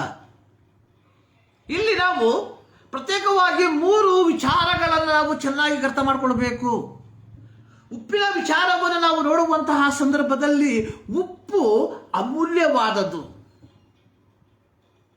ಉಪ್ಪು ಅಮೂಲ್ಯವಾದದ್ದು. ಕಾರಣ, ಆ ಕಾಲದಲ್ಲಿ ಯೇಸು ಸ್ವಾಮಿ ಈ ಭಾಗವನ್ನು ಹೇಳುವಂತಹ ಆ ಕಾಲದಲ್ಲಿ ಉಪ್ಪು ಅತ್ಯಂತ ಶ್ರೇಷ್ಠವಾದಂತಹ ಒಂದು ವಸ್ತುವಾಗಿತ್ತು. ಸೊ ಆ ಒಂದು ಅರ್ಥವನ್ನ ನಮ್ಮ ದೈನಂದಿನ ಜೀವಿತದಲ್ಲಿ ಅಳವಡಿಸಿಕೊಳ್ಳುವುದಾದರೆ, ಪ್ರಿಯರೇ, ನಾವು ಈ ಲೋಕದಲ್ಲಿ ಅಮೂಲ್ಯರಾಗಿದ್ದೇವೆ. ಉಪ್ಪಿನ ಗುಣಗಳ ಕುರಿತಾಗಿ ನಮಗೆ ಹೇಳಿಕೊಡುವಂತಹ ಅವಶ್ಯಕತೆ ಇಲ್ಲ. ಉಪ್ಪು ಒಂದು ಸಂರಕ್ಷಣಾ ವಸ್ತುವಾಗಿದೆ. ಉಪ್ಪು ಒಂದು ಸಂರಕ್ಷಣೆ ಮಾಡುವಂತಹ ವಸ್ತು. It will preserve. ಉಪ್ಪು ರುಚಿಯನ್ನ ಕೊಡುವಂಥದ್ದು. It will taste. ನೋಡಿ, ನಾವು ಏನೇ ಮೃಷ್ಟಾನ್ನವನ್ನ ತಯಾರು ಮಾಡಿದಾಗ್ಯೂ ಅದಕ್ಕೆ ಉಪ್ಪನ್ನ ಹಾಕದೆ ಹೋದರೆ ಆ ಆಹಾರವು ರುಚಿ ರಹಿತವಾಗ್ತದೆ. ಯಾವುದೇ ರುಚಿ ಇರೋದಿಲ್ಲ. ಒಂದು ಆಹಾರ ರುಚಿಯಾಗಿ ಮಾರ್ಪಡಬೇಕಾದರೆ ಆ ಆಹಾರಕ್ಕೆ, ಆ ಕ್ವಾಂಟಿಟಿಗೆ ಬೇಕಾದಷ್ಟು ಉಪ್ಪನ್ನು ನಾವು ಏನು ಮಾಡಬೇಕು? ಹಾಕಬೇಕು. ಸೊ ದೇವರ ಮಕ್ಕಳಾದ ನಾವುಗಳು, ದೇವರು ನಮ್ಮನ್ನ ಈ ಲೋಕದಲ್ಲಿ ಇಟ್ಟಿರುವಂಥದ್ದು ಉಪ್ಪಾಗಿ. ಇಲ್ಲಿ ನಾವು ನೋಡುವಂಥದ್ದು, ಉಪ್ಪು ತನ್ನ ರುಚಿಯನ್ನ ಕಳ್ಕೊಂಡ್ರೆ ಏನ್ ಮಾಡ್ತಾರಂತೆ? ಅದು ಯಾವ ಉಪಯೋಗಕ್ಕೂ ಬಾರದು. ನೋಡಿ, ತೆಂಗಿನ ಸಸಿಗಳಿಗೆ ಅಥವಾ ತೆಂಗಿನ ಮರಗಳಿಗೆ ಏನಾಗ್ತಾರೆ? ಉಪ್ಪು ಹಾಕ್ತಾರೆ. ರುಚಿಯನ್ನ ಕಳ್ಕೊಂಡಂತಹ ಆ ಉಪ್ಪು ತೆಂಗಿನ ಮರಗಳಿಗೆ ಹಾಕಿದ್ರೂ ಯಾವ ಪ್ರಯೋಜನ ಇಲ್ಲ. ದೇವರ ಮಕ್ಕಳಾದ ನಾವುಗಳು ದೇವರ ಮಕ್ಕಳೆಂಬ ಪದವಿಯನ್ನು ಕಳ್ಕೊಂಡು ಈ ಲೋಕದಲ್ಲಿ ಬದುಕಿದ್ರೂ ಯಾವ ಪ್ರಯೋಜನ ಇಲ್ಲ ಎಂಬುವಂಥದ್ದನ್ನ ಈ ಒಂದು ಸಂದೇಶದ ಮೂಲಕವಾಗಿ ನಾವು ಅರ್ಥ ಮಾಡ್ಕೊಳ್ಬೇಕು. ದೇವರು ನಿನ್ನನ್ನ ನನ್ನನ್ನ ಈ ಲೋಕದಲ್ಲಿ ಇಟ್ಟಿರುವಂಥದ್ದು ಉಪ್ಪಾಗಿ. ಉಪ್ಪಿನ ಪ್ರತ್ಯೇಕತೆ ಇದು ರುಚಿಯನ್ನ ಕೊಡ್ತದೆ. 1 kg ಬಿರಿಯಾನಿಗೆ 1 kg ಉಪ್ಪು ಹಾಕೋದಿಲ್ಲ, ಕೇವಲ 3/4 ಸ್ಪೂನ್ ಉಪ್ಪು ಸಾಕು. ಕೇವಲ 3/4 ಸ್ಪೂನು. ಕಲ್ಲು ಉಪ್ಪಾದ್ರೆ ಒಂದಿಷ್ಟು, ಒಂದು ಇಡೀ ಹಾಕೋದಿಲ್ಲ, ಒಂದು ಕೇವಲ 4 ಬೆರಳಲ್ಲಿ ತೆಗೆದು ಎಣಿಸಿ ನೋಡಿದ್ರೆ ಎಷ್ಟಿರುತ್ತೆ? ಹಬ್ಬಬ್ಬ ಅಂದ್ರೆ ಒಂದು 10, 15, 10 ಇಲ್ಲ 15 ಹರಳುಗಳು ಮಾತ್ರ. ಈ 10 ಅಥವಾ 10, 12 ಹರಳುಗಳ ಉಪ್ಪನ್ನ ನಾವು 1 kg ಸಾಂಬಾರಲ್ಲಿ ಅಥವಾ 1 kg ಆಹಾರದಲ್ಲಿ ಹಾಕಿದ್ರೆ ಅದು ರುಚಿಯನ್ನ ಕೊಡ್ತದೆ. ಪ್ರಿಯರೇ, ನಾವು ಹೇಳ್ತಾ ಇದ್ದೇವೆ, ನಾವು ಪ್ರತ್ಯೇಕವಾಗಿ ನಮ್ಮ ದೇಶದಲ್ಲಿ ನಾವು ಹೇಳುವಂಥದ್ದು, ನಾವೇನಾಗಿದ್ದೇವೆ? ನಾವು ಅಲ್ಪಸಂಖ್ಯಾತರು. ಅಂದ್ರೆ ಒಟ್ಟು ಜನಸಂಖ್ಯೆಯನ್ನ ನಾವು ತೆಗೆದುಕೊಳ್ಳುವಾಗ ಕ್ರೈಸ್ತರಾದ ನಾವೇನಾಗಿದ್ದೇವೆ? We are less in number. ಅದನ್ನ ನಾವು ಇಟ್ಕೊಂಡು ಏನ್ ಮಾಡ್ತಾ ಇದ್ದೇವೆ? ಹೋರಾಡ್ತಾ ಇದ್ದೇವೆ. ಏನಕ್ಕೆ ಹೋರಾಡ್ತಾ ಇದ್ದೇವೆ? ಯಾವ ಅನುಕೂಲಗಳನ್ನ ಗೋರ್ಮೆಂಟ್ ಇಂದ ಪಡ್ಕೊಳ್ಬಹುದು ಎಂಬುದಾಗಿ ನಾವು ಹೋರಾಡ್ತಾ ಇದ್ದೇವೆ. ನೋಡಿ, ನಾವು ಅರ್ಥ ಮಾಡ್ಕೊಳ್ಬೇಕು. ಉಪ್ಪು ಸ್ವಲ್ಪ ಸಾಕು. ಇಡೀ ದೇಶ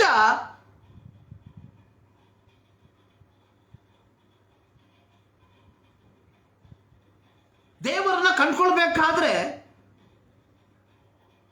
ನನ್ನ ಪರಿಸರ ದೇವರನ್ನ ಕಂಡ್ಕೊಳ್ಬೇಕಾದ್ರೆ ನಾನು ಒಪ್ಪ ಇದ್ರೆ ಸಾಕಲ್ಲಿ. ನನ್ನ ಜೀವಿತ ಏನಾಗಿರ್ತದೆ? ಇತರರಿಗೆ ರುಚಿಯನ್ನು ಕೊಡ್ತದೆ. ಆಗೇನಾಗ್ತದೆ? ಇತರರು ನನ್ನ ಮೂಲಕವಾಗಿ ಯೇಸು ಸ್ವಾಮಿಯನ್ನು ಕಂಡುಕೊಳ್ಳೋದಕ್ಕೆ ಅವಕಾಶ ಆಗ್ತದೆ. ಆದರೆ ಇವತ್ತೇನಾಗಿದೆ? ಕ್ರೈಸ್ತರೆಂಬುದಾಗಿ ಹೇಳುವಂತಹ ಅನೇಕರು ರುಚಿಯನ್ನು ಕಳ್ಕೊಂಡು ದಾರಿಯಲ್ಲಿ ಹಾಕಿ ಬಿಸಾಕುವುದಕ್ಕೂ ಯೋಗ್ಯವಿಲ್ಲದೆ ಜೀವಿಸುವಂಥದ್ದನ್ನು ನಾವು ನೋಡ್ತಾ ಇದ್ದೇವೆ. ಒಂದು ರುಚಿಯನ್ನು ಕೊಡ್ತದೆ, ಇನ್ನೊಂದು ಪ್ರಿಸರ್ವ್. ಆಹಾರ ಸಾಮಗ್ರಿಗಳು ಕೆಡದಂತೆ ಕಾಯ್ತದೆ. ಪ್ರತ್ಯೇಕವಾಗಿ ಈಗ ಮಾವಿನ ಕಾಲದ ಸೀಸನು, ಎಲ್ಲರೂ ಉಪ್ಪಿನಕಾಯಿ ಹಾಕ್ತಾರೆ. ಇಡೀ ಮಾವಿನಕಾಯಿ ಉಪ್ಪಿನಕಾಯಿ. ಅದನ್ನ ನಾವು ಪ್ರಾರಂಭದಲ್ಲಿ ಏನ್ ಮಾಡ್ತೇವೆ? ಅದನ್ನ ಒಂದು ಬರಡಿಲಿ ಹಾಕ್ಬಿಟ್ಟು ಸ್ವಲ್ಪ ಉಪ್ಪು ಹಾಕಿಡ್ತೇವೆ. 1 kg ಮಾವಿನಕಾಯಿಗೆ 1 kg ಉಪ್ಪು ಹಾಕೋದಿಲ್ಲ, ಸ್ವಲ್ಪ ಉಪ್ಪು, ಒಂದು ಇಡೀ ಉಪ್ಪು.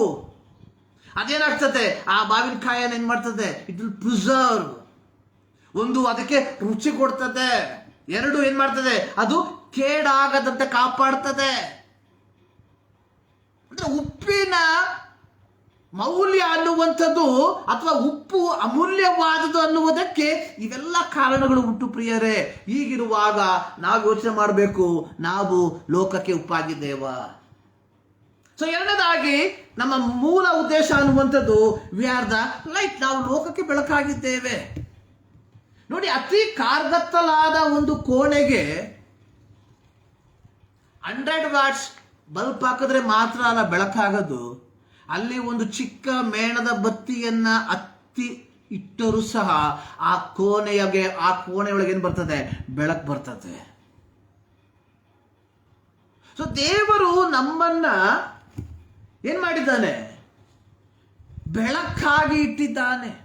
ನೋಡಿ, 23ನೇ ಕೀರ್ತನೆಯಲ್ಲಿ ದಾವೀದನು ಹಾಡಿರುವಂತಹ ಒಂದು ಹಾಡು, ನಾನು ಕಾರ್ಗತ್ತಲಿನ ಕಣಿವೆಯಲ್ಲಿ ನಡೆಯುವಾಗಲೂ ನೀನು ಹತ್ತಿರವಿರುವುದರಿಂದ. ನೋಡಿ, 27ನೇ ಕೀರ್ತನೆ 1ನೇ ವಾಕ್ಯ, ಯೆಹೋವನು ನನಗೆ ಬೆಳಕು ರಕ್ಷಕನು. ಇಲ್ಲಿ ಅರ್ಥ ಮಾಡ್ಕೊಳ್ಳಿ, ನಾನು ಕಾರ್ಗತ್ತಲಿನ ಕಣಿವೆಯಲ್ಲಿ ನಡೆಯುವಾಗ ನೀನು ಯಾರು? ಯೆಹೋವನು ಬೆಳಕಾಗಿ ನನ್ನ ಹತ್ತಿರ ಇರುವುದರಿಂದ ಕೇಡಿಗೆ ಹೆದರೆನು. ಬೆಳಕು ಏನ್ ಮಾಡ್ತದೆ? ನಮಗೆ ಧೈರ್ಯವನ್ನ ಕೊಡ್ತದೆ. ಕಾರ್ಗತ್ತಲಿನ ಕಣಿವೆಯಲ್ಲಿ. ಕಣಿವೆ ಎನ್ನುವಂಥದ್ದೇನು? ಎರಡು ಬೆಟ್ಟಗಳ ನಡುವಿನ ಇಳಿಜಾರು ಪ್ರದೇಶ, ಅತ್ಯಂತ ಕಡಿದಾದ ಭೂಪ್ರದೇಶ. ಅದು ಯಾವ ಸಂದರ್ಭ?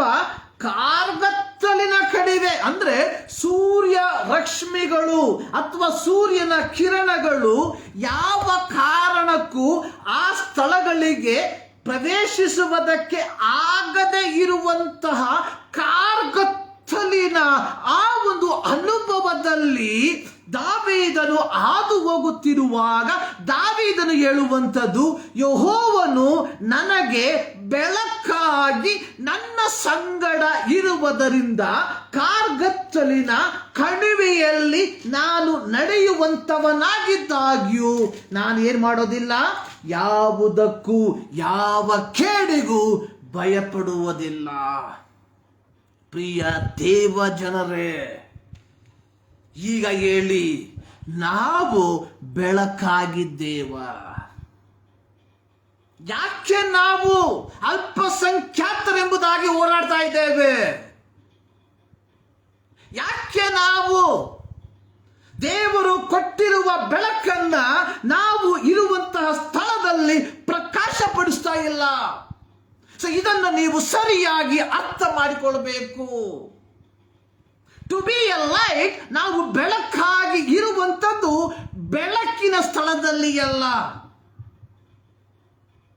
ನೋಡಿ, ಅತ್ಯಂತ ಪ್ರಕಾಶಮಾನವಾದ ಒಂದು ಸ್ಥಳದಲ್ಲಿ ಒಂದು ಮೇಣದ ಬತ್ತಿಯನ್ನ ಹತ್ತಿಸಿ ಇಟ್ಟರೆ ಯಾವ ಪ್ರಯೋಜನವೂ ಇಲ್ಲ. ನೋಡಿ, ಅದೇ ಮೇಣದ ಬತ್ತಿಯನ್ನ ಒಂದು ಕಾರ್ಗತ್ತಲೆಯ ಒಂದು ಕೋಣೆಯಲ್ಲಿ ಹತ್ತಿಸಿ ಇಡುವುದಾದರೆ ಆ ಕೋಣೆ ಪ್ರಕಾಶವಾಗಿ ಮಾರ್ಪಡುತ್ತದೆ. ದೇವರು ನಿನ್ನನ್ನ ನನ್ನನ್ನ ಈ ಲೋಕದಲ್ಲಿ ಇಟ್ಟಿರುವಂಥದ್ದು ಕಾರ್ಗತ್ತಲೆಯ ಅನುಭವದಲ್ಲಿ ಜೀವಿಸುತ್ತಿರುವ ಜನರ ಮಧ್ಯದಲ್ಲಿ ಒಂದು ಬೆಳಕಾಗಿರುವುದಕ್ಕೋಸ್ಕರವಾಗಿ. ಕೆಲವೊಮ್ಮೆ ನಾವು ವಾಸಿಸುವಂತಹ ಸುತ್ತಮುತ್ತಲು ಕ್ರೈಸ್ತರು ಯಾರು ಇರೋದಿಲ್ಲ, ಕೇವಲ ನಾವು ಮಾತ್ರ ಆಗಿರ್ತೇವೆ. ಆ ಸ್ಥಳದಲ್ಲಿ, ಆ ಅನುಭವದಲ್ಲಿ ಇತರೆ ಜನರಿಗೆ ಬೆಳಕನ್ನ ಕೊಡುವುದಕ್ಕೋಸ್ಕರವಾಗಿ ನಾವು ಇಡಲ್ಪಟ್ಟಿದ್ದೇವೆ ಎಂಬುವಂಥದ್ದನ್ನು ನಾವು ಮರಿಬಾರದು. ಸೊ ನೋಡಿ, ನಾವು ಬೆಳಕಾಗಿ ಅಥವಾ ನಾವು ಉಪ್ಪಾಗಿ ಈ ಲೋಕದಲ್ಲಿ ಇರಬೇಕಾದ್ರೆ ನಮ್ಮ ಜೀವಿತ ಹೇಗಿರಬೇಕೆಂಬುವಂಥದ್ದನ್ನ ಅಪೊಸ್ತಲನಾದ ಪೌಲನು ತನ್ನ ಪತ್ರಿಕೆಯಲ್ಲಿ ವಿವರಿಸಿರುವಂಥದ್ದನ್ನು ನಾವು ನೋಡ್ತೇವೆ. ಎಫೆಸ ಪತ್ರಿಕೆ ಅದರ 4ನೇ ಅಧ್ಯಾಯ 17ನೇ ವಾಕ್ಯದಿಂದ 5ನೇ ಅಧ್ಯಾಯ ಅದರ 21ನೇ ವಾಕ್ಯ ನೋಡಿ. ಪ್ರತ್ಯೇಕವಾಗಿ ನಾವು ಲೋಕಕ್ಕೆ ಬೆಳಕಾಗಿದ್ದೇವೆ. So we are the light of the world. So ದೇವರ ಈ ಲೋಕಕ್ಕೆ ಬೆಳಕಾಗಿರುವ ನಾವುಗಳು ಯಾವ ರೀತಿಯಾಗಿರಬೇಕು? 5ನೇ ಅಧ್ಯಾಯದ ಎಫೆಸ್ಯ 5:1, ಆದುದರಿಂದ ದೇವರ ಪ್ರಿಯರಾದ ಮಕ್ಕಳಿಗೆ ತಕ್ಕ ಹಾಗೆ ಆತನನ್ನು ಅನುಸರಿಸುವವರಾಗಿರ್ರಿ. ನಾವು ಲೋಕಕ್ಕೆ ಬೆಳಕಾಗಿರಬೇಕಾದ್ರೆ ಅಥವಾ ನಾವು ಲೋಕಕ್ಕೆ ಉಪ್ಪಾಗಿರಬೇಕಾದ್ರೆ ನಾವು ದೇವರ ಪ್ರಿಯರಾದ ಮಕ್ಕಳಿಗೆ ತಕ್ಕ ಹಾಗೆ ಆತನನ್ನು, ಯಾರನ್ನ? ಯೇಸುವನ್ನು ಅನುಸರಿಸುವವರಾಗಿರಬೇಕು. ಯೇಸುವನ್ನ ಅನುಸರಿಸುವವರಾಗಿರಬೇಕು ಅಂದ್ರೆ ನಾವ್ ಏನ್ ಮಾಡಬಾರ್ದು? 4ನೇ ಅಧ್ಯಾಯ 17ನೇ ವಾಕ್ಯ, ಆದದರಿಂದ ಅನ್ಯ ಜನರು ನಡೆದುಕೊಳ್ಳುವ ಪ್ರಕಾರ ನೀವು ಇನ್ನು ಮೇಲೆ ನಡೆದುಕೊಳ್ಬಾರ್ದು. ಸೊ ನಾನಾಗಿರುವ ಜಾಗದಲ್ಲಿ ಉಪ್ಪಾಗಿರಬೇಕಾದರೆ, ನಾನಾಗಿರುವ ಜಾಗದಲ್ಲಿ ಬೆಳಕಾಗಿರಬೇಕಾದ್ರೆ ಯೇಸು ಕ್ರಿಸ್ತನನ್ನ ಅನುಸರಿಸುವವನಾಗಿರಬೇಕು. ನಾನು ಯೇಸು ಕ್ರಿಸ್ತನನ್ನ ಅನುಸರಿಸುವವನಾಗಿರಬೇಕಾದ್ರೆ ಅನ್ಯ ಜನರು ನಡೆದುಕೊಳ್ಳುವ ರೀತಿಯಲ್ಲಿ ನಡೆದುಕೊಳ್ಬಾರ್ದು. ಸೊ ನಾವು ಕ್ರೈಸ್ತರೆಂಬುದಾಗಿ ನಮಗೆ ಗೊತ್ತಾಗುವಂಥದ್ದು ಭಾನುವಾರ ಮಾತ್ರ. ಸೊ ವಿ ನ್ಯೂ ದಟ್ ನಮಗೆ ನಾವು ಕ್ರೈಸ್ತರೆಂಬುದಾಗಿ ನಮಗೆ ಗ್ರಹಿಕೆಗೆ ಬರುವಂಥದ್ದು ಭಾನುವಾರ. ಸೊ ಅಲ್ಲಿ ತನಕ ನಾವು ಯಾರಾಗಿದ್ದೇವೆ? ಅಕ್ರೈಸ್ತರಿಗಿಂತಲೂ ಕಡೆದಾಗಿ ಜೀವಿಸುವಂಥವರು.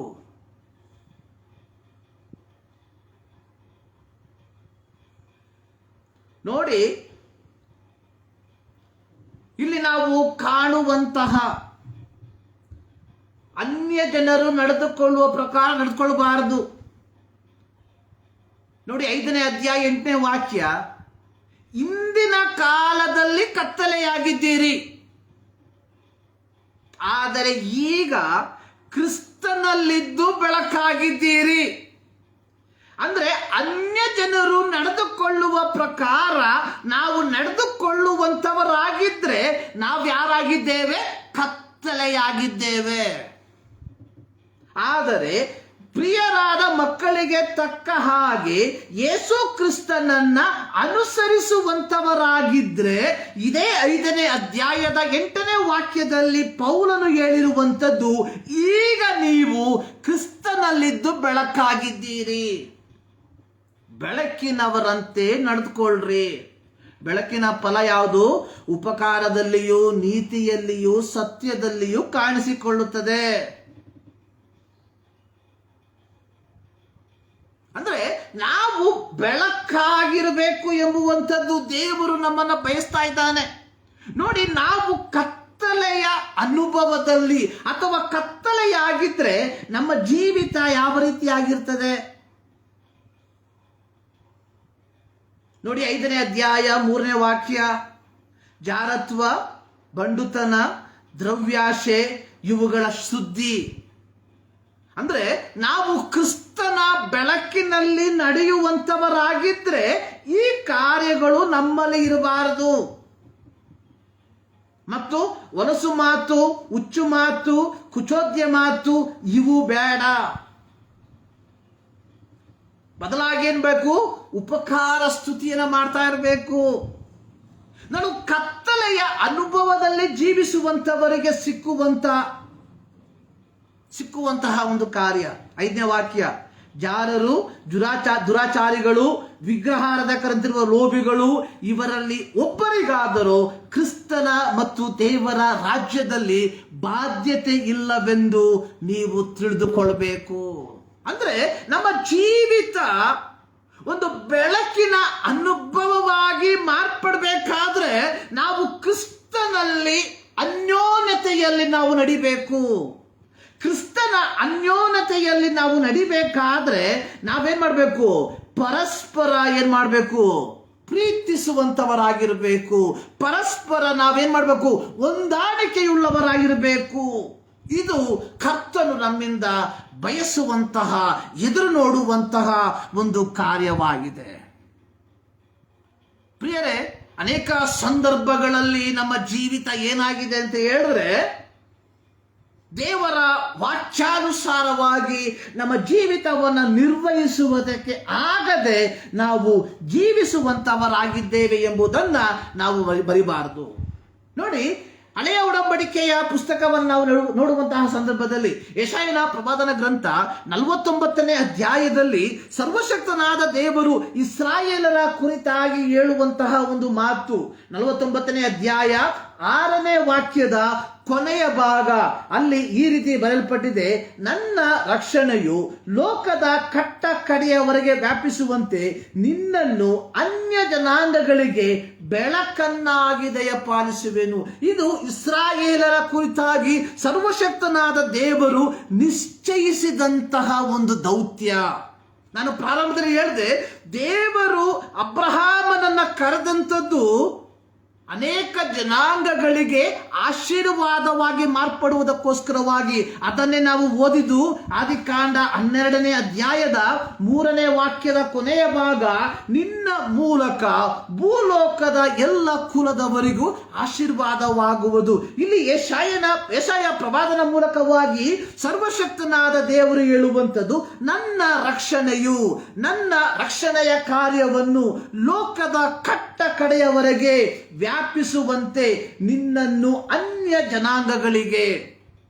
ದೇವರು ನನ್ನನ್ನ ನಿಮ್ಮನ್ನ ಈ ಲೋಕದಲ್ಲಿ ಇದುವರೆಗೂ ಜೀವ ಸಮೇತ ಇಟ್ಟಿರುವಂಥದ್ದು ಪ್ರಿಯರೇ ಅನ್ಯ ಜನರಿಗೆ ಕ್ರಿಸ್ತನ ರಕ್ಷಣೆಯ ಸುವಾರ್ತೆಯನ್ನ ತಿಳಿಸುವುದಕ್ಕೋಸ್ಕರವಾಗಿ ಅಥವಾ ನಾವು ಬೆಳಕಾಗಿ ಜೀವಿಸುವುದಕ್ಕೋಸ್ಕರವಾಗಿ. ಯೋಚನೆ ಮಾಡಿ ನೋಡಿ, ನಾವು ಬೆಳಕಾಗಿದ್ದೇವಾ?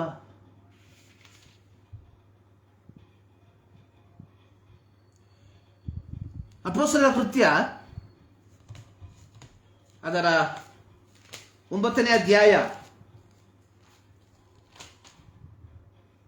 15ನೇ ವಾಕ್ಯ.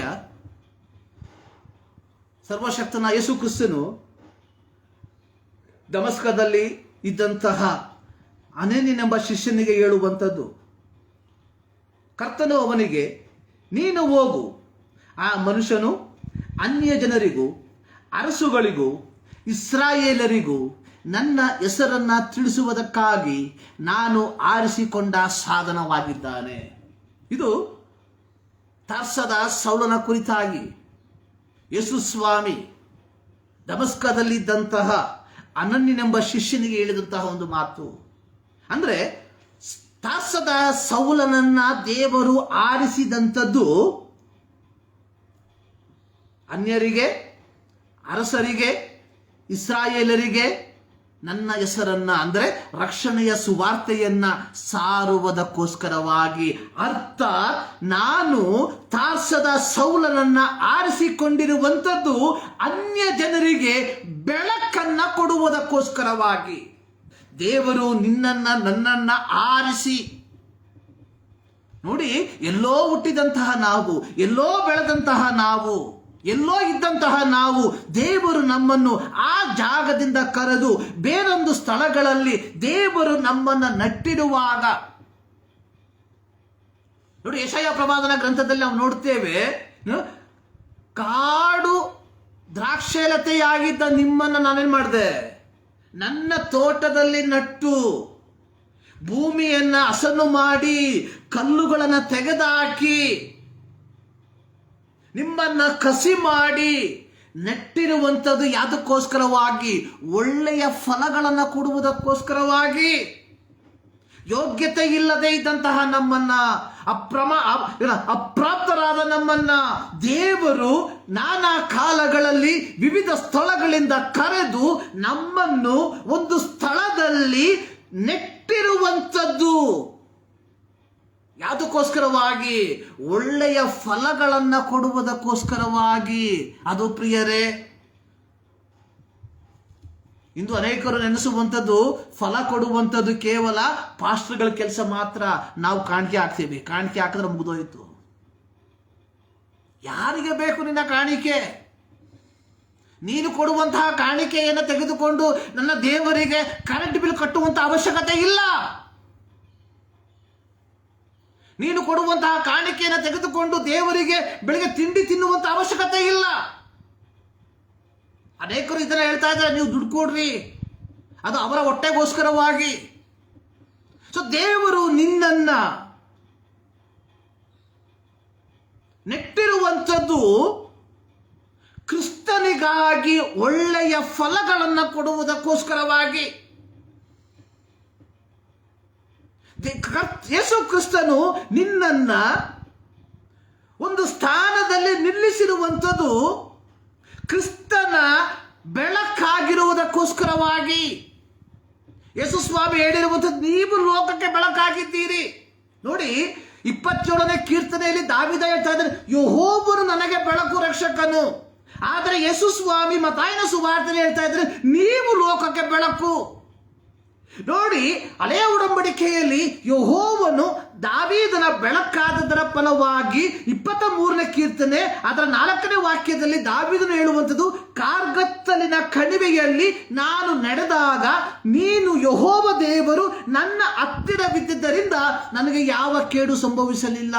ಈಗಿರುವಾಗ ಹೊಸ ಒಡಂಬಡಿಕೆಯಲ್ಲಿ ಸರ್ವಶಕ್ತನಾದ ದೇವರು ನಿನ್ನನ್ನ ಈ ಲೋಕದಲ್ಲಿ, ಈ ಕಾರ್ಗತ್ತಲೆಯ ಲೋಕದಲ್ಲಿ ಬೆಳಕಾಗಿ ಇಟ್ಟಿರುವಾಗ ನಿನ್ನ ಸುತ್ತಮುತ್ತಲಿರುವ ಜನರಿಗೆ ಯಾವ ಅಪಾಯವೂ ಆಗದಂತೆ ಕಾಯಬೇಕಾದಂಥದ್ದು ನಿನ್ನ ಜವಾಬ್ದಾರಿ. ಯೆಹೆಜ್ಕೇಲನ ಪ್ರವಾದನ ಗ್ರಂಥದಲ್ಲಿ ಸರ್ವಶಕ್ತನಾದ ದೇವರು ಹೇಳ್ತಾ ಇದ್ದಾನೆ, ಮನುಷ್ಯ ಪುತ್ರ, ನಾನು ನಿನ್ನನ್ನು ಇಸ್ರಾಯೇಲರಿಗೆ ಕಾವಲುಗಾರನನ್ನಾಗಿ ನೇಮಿಸಿದ್ದೇನೆ. ಈ 21ನೇ ಶತಮಾನದಲ್ಲಿ ಸರ್ವಶಕ್ತನಾದ ದೇವರು ಯೇಸು ಕ್ರಿಸ್ತನು ನಮಗೆ ಕೊಟ್ಟಿರುವಂತಹ ಜವಾಬ್ದಾರಿ, ಲೋಕದ ಎಲ್ಲ ಕಡೆಗೆ ಹೋಗಿ ಸುವಾರ್ತೆಯನ್ನು ಸಾರ್ರಿ. ನಮ್ಮ ಕುರಿತಾಗಿ ಯೇಸು ಸ್ವಾಮಿ ಹೇಳುವಂಥದ್ದು, ಪ್ರಿಯ ಸಹೋದರನೇ, ಪ್ರಿಯ ದೇವರ ದಾಸನೇ, ಪ್ರಿಯ ದೇವರ ದಾಸಿಯೇ, ಸಹೋದರಿಗೆ, ದೇವರು ನಿನ್ನನ್ನು ಇಟ್ಟಿರುವಂಥದ್ದು ಬೆಳಕಾಗಿ. ನಾವು ಕ್ರಿಸ್ತನ ಬೆಳಕಾಗಿ ಜೀವಿಸ್ತಾ ಇದ್ದೇವ. ನಾವು ಉಪ್ಪಾಗಿ ಜೀವಿಸ್ತಾ ಇದ್ದೇವ. ನಾನು ಹೇಳಿದೆ, ಉಪ್ಪು ಒಂದು ರುಚಿ ಕೊಡ್ತಾ ಇದೆ. ನಮ್ಮ ಜೀವಿತ ಇತರರಿಗೆ ರುಚಿ ಕೊಡ್ತಾ ಇದೆಯಾ? ಉಪ್ಪು ಸಂರಕ್ಷಣೆ ಮಾಡ್ತದೆ. ನಮ್ಮ ಜೀವಿತದ ಮೂಲಕ ಇತರರು ರಕ್ಷಣೆಯನ್ನು ಹೊಂದ್ಕೊಳ್ತಾ ಇದ್ದಾರಾ? ಉಪ್ಪು ಅತ್ಯಮೂಲ್ಯವಾದಂಥದ್ದು. ನಾವು ವಾಸಿಸುವಂತಹ ಸ್ಥಳದಲ್ಲಿ, ನಾವು ಕೆಲಸ ಮಾಡುವಂತಹ ಜಾಗದಲ್ಲಿ ನಾವು ಅತ್ಯಮೂಲ್ಯರಾಗಿದ್ದೇವಾ ಈ ಎಂಬ ವಿಚಾರಗಳನ್ನ ಒಮ್ಮೆ ಮನನ ಮಾಡಿಕೊಳ್ಳ್ರಿ. ನಾವು ಆಡಿದ್ವಿ, ಬೆಳಕು ರಕ್ಷಕನು ಯೇಸುವೆ ನೀ ನನಗೆ, ನಿನ್ನಲ್ಲಿ ಉಂಟನಗೆ ಅನಂತ ಆಶ್ರಯವು. ಹೌದು ಪ್ರಿಯರೇ, ನಮ್ಮ ಜೀವಿತ ದೇವರು ಈ ಲೋಕದಲ್ಲಿ ಬಯಸುವಂಥದ್ದು ಅನೇಕರಿಗೆ ಬೆಳಕನ್ನು ಕೊಡುವಂತ, ಅನೇಕರಿಗೆ ರಕ್ಷಣೆಯ ಸುವಾರ್ತೆಯನ್ನು ತಲುಪಿಸುವಂತಹ. So we are the channel. So ನಾವು ಕೇವಲ ಕಾಲುವೆಗಳು. ಸೊ ವಿ ಶುಡ್ ನಾವೇನ್ ಮಾಡಬೇಕು, ನಮ್ಮಲ್ಲಿ ಕಾಲುವೆಯಲ್ಲಿರುವಂತಹ ಮಾಲಿನ್ಯಗಳನ್ನ ತೆಗೆದುಹಾಕ್ಬಿಟ್ರೆ ನೀರು ಸರಾಗವಾಗಿ ಇರುತ್ತದೆ. ಸೊ ನಾವು ನಮ್ಮಲ್ಲಿರುವಂತಹ ಮಾಲಿನ್ಯಗಳನ್ನು ತೆಗೆದುಹಾಕಬೇಕು. ನಮ್ಮಲ್ಲಿರುವಂತಹ ಕೋಪ, ಕಲಹ, ಹೊಟ್ಟೆ ಕಿಚ್ಚು ಇವೆಲ್ಲವನ್ನು ತೆಗೆದುಹಾಕಬೇಕು. ಅಷ್ಟೇ ಮುಗಿತು. ನಾವು ನಮ್ಮ ಜೀವಿತವನ್ನ ಕ್ರಮಪಡಿಸ್ಕೊಂಡ್ರೆ ನಮ್ಮ ಮೂಲಕವಾಗಿ ಕರ್ತನು ತನ್ನ ಸೇವೆಯನ್ನು ಮಾಡ್ಕೊಂಡು ಹೋಗ್ತಾನೆ. ಸೊ ನೀನು ಹೋಗುವಂತ ಅವಶ್ಯಕತೆ ಇಲ್ಲ. ನೀನು ನಿನ್ನ ಜೀವಿತವನ್ನ ಕ್ರಮಪಡಿಸ್ಕೊಂಡ್ರೆ ಸಾಕು. ಈ ಮುಂಜಾನೆಯಲ್ಲಿ ಒಮ್ಮೆ ಯೋಚನೆ ಮಾಡಿ. ಸೊ ನಾವು ಆಧ್ಯಾತ್ಮಿಕವಾಗಿ ಬಹಳ ಮುಂದಕ್ಕಿದ್ದೇವೆ.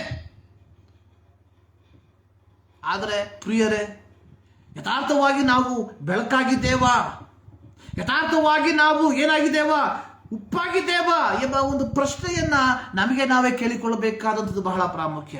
ಈ ಮುಂಜಾನೆಯಲ್ಲಿ ಸರ್ವಶಕ್ತನಾದ ದೇವರು ಈ ಚಿಕ್ಕ ಮಾತುಗಳ ಮೂಲಕವಾಗಿ ನಿಮ್ಮನ್ನ ಆಶೀರ್ವದಿಸಲಿ ಪ್ರಾರ್ಥನೆ ಮಾಡುವ. ಭೂಪರಲೋಕವನ್ನು ಉಂಟು ಮಾಡಿರುವ ನಮ್ಮ ಪ್ರೀತಿಯ ತಂದೆಯಾದ ದೇವರೇ, ಮುತದಾವರ್ತಿ ನಿಮ್ಮ ಸನ್ನಿಧಾನಕ್ಕೆ ನಮ್ಮನ್ನೇ ಸಮರ್ಪಿಸ್ತಾ ಇದ್ದೇವೆ. ನೀವು ಲೋಕಕ್ಕೆ ಬೆಳಕಾಗಿದ್ದೀರಿ. ಗುಡ್ಡದ ಮೇಲೆ ಕಟ್ಟಿರುವ ಪಟ್ಟಣವು ಮರೆಯಾಗಿರಲಾರದು. ಹೌದು ಕರ್ತನೆ, ನಿಮ್ಮ ವಾಕ್ಯಕ್ಕಾಗಿ ಸ್ತೋತ್ರ.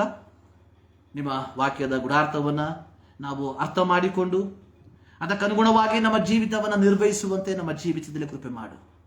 ಹೌದು ಕರ್ತನೆ, ಈ ತಿಂಗಳಿನ ಕೊನೆಯ ದಿನಕ್ಕೆ ನಾವು ಸೇರಿ ಬಂದಿದ್ದೇವೆ. ಕರ್ತನೆ, ನಾಳಿನ ದಿನ ಹೊಸ ತಿಂಗಳಿಗೆ ನಾವು ಕಾಲಿಡ್ತಾ ಇದ್ದೇವೆ. ಹೊಸ ತಿಂಗಳಿಗೆ ನಾವು ಕಾಲಿಡುವಾಗ ಕರ್ತನೆ, ಇದುವರೆಗೂ ಜೀವಿಸಿದ ರೀತಿಯಲ್ಲಿ ಅಲ್ಲ ಕರ್ತನೆ, ಒಂದು ಯಥಾರ್ಥವಾದ ಬೆಳಕಾಗಿ ನಾವು ಜೀವಿಸಿ ಅನೇಕರಿಗೆ ಕ್ರಿಸ್ತನ ಬೆಳಕನ್ನು ಪ್ರಕಾಶಿಸುವರಾಗುವಂತೆ ನಮ್ಮನ್ನು ಮಾರ್ಪಡಿಸು. ಪ್ರಾರ್ಥನೆ ಕಡಿದಕ್ಕಾಗಿ ಸ್ತೋತ್ರ. ಯೇಸು ಕ್ರಿಸ್ತನ ಬುದ್ಧ ನಾಮದಲ್ಲಿ ಬಿಡುತ್ತೇವೆ ನಮ್ಮ ಪ್ರೀತಿಯ ತಂದೆ. ನಮ್ಮ ಕರ್ತನಾದ ಯೇಸು ಕ್ರಿಸ್ತನ ಕೃಪೆ, ತಂದೆಯಾದ ದೇವರ ಪ್ರೀತಿ, ಪವಿತ್ರಾತ್ಮನ ನ್ಯೂನತೆ ನಮ್ಮೆಲ್ಲರ ಸಂಗಡ ಇಂದಿನಿಂದ ಸದಾಕಾಲವು ನೆರೆಯಾಗಿರಲಿ. ಆಮೇನ್. ಸರ್ವಶಕ್ತನಾದ ದೇವರು ನಿಮ್ಮೆಲ್ಲರನ್ನ ಧಾರಾಳವಾಗಿ ಆಶೀರ್ವದಿಸಲಿ.